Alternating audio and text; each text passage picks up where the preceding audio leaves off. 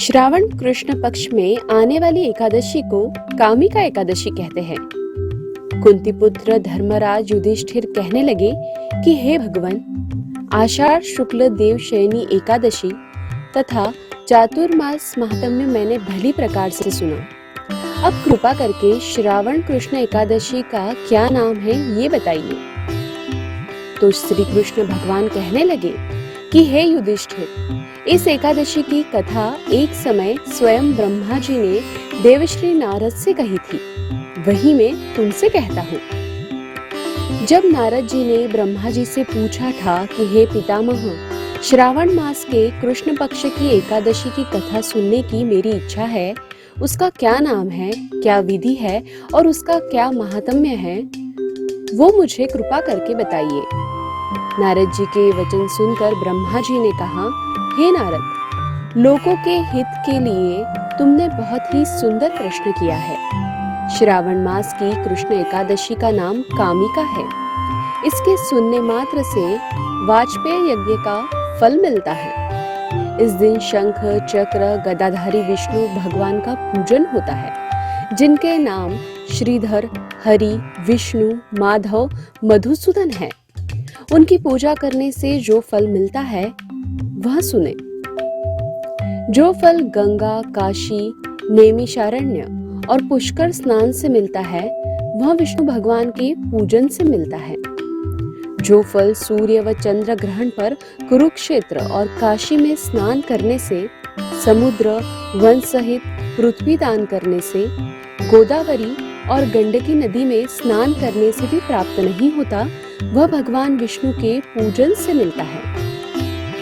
जो मनुष्य श्रावण में भगवान का पूजन करते हैं, उनसे देवता, गंधर्व और सूर्य आदि सब पूजित हो जाते हैं।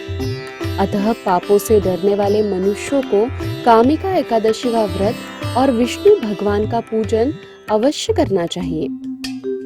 पाप रूपी कीचड़ में फंसे हुए और संसार रूपी समुद्र में डूबे मनुष्यों के लिए इस एकादशी का व्रत और भगवान विष्णु का पूजन अत्यंत आवश्यक है। इससे बढ़कर पापों के नाशों का कोई उपाय नहीं। हे नारद, स्वयं भगवान ने यही कहा है कि कामिका व्रत से जीव कुयोनि को प्राप्त नहीं होता। जो मनुष्य इस एकादशी के दिन भक्ति पूर्वक तुलसी दल भगवान विष्णु को अर्पण करते हैं, वे इस संसार के समस्त पापों से दूर रहते हैं।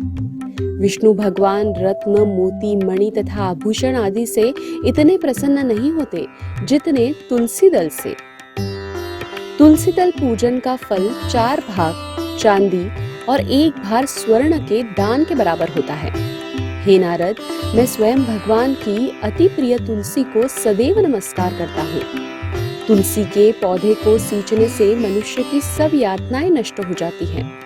दर्शन मात्र से सब पाप नष्ट हो जाते हैं और स्पर्श से मनुष्य पवित्र हो जाता है। एक अन्य कथा के अनुसार प्राचीन काल में किसी गांव में एक ठाकुर जी थे। क्रोधित ठाकुर का एक ब्राह्मण से झगड़ा हो गया और क्रोध में आकर ठाकुर से ब्राह्मण का खून हो जाता है।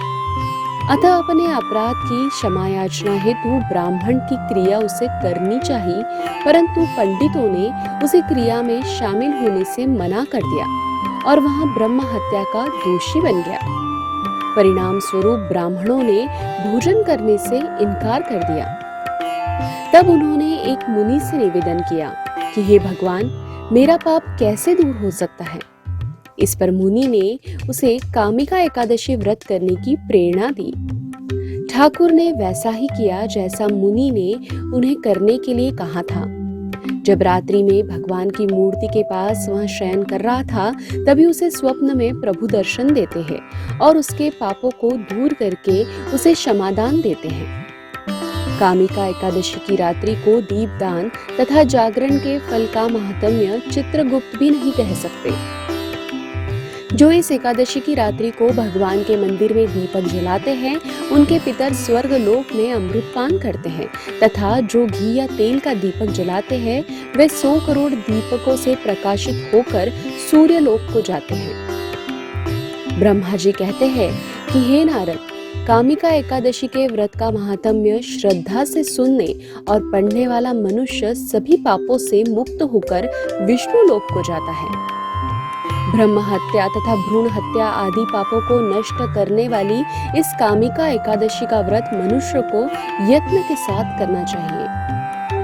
वेब दुनिया की सभी से अपील है कि भीड़ भाड़ से बचे, मास्क पहने व सैनिटाइजर का इस्तेमाल करें, साथ ही सोशल डिस्टेंसिंग का पूरा पालन करें।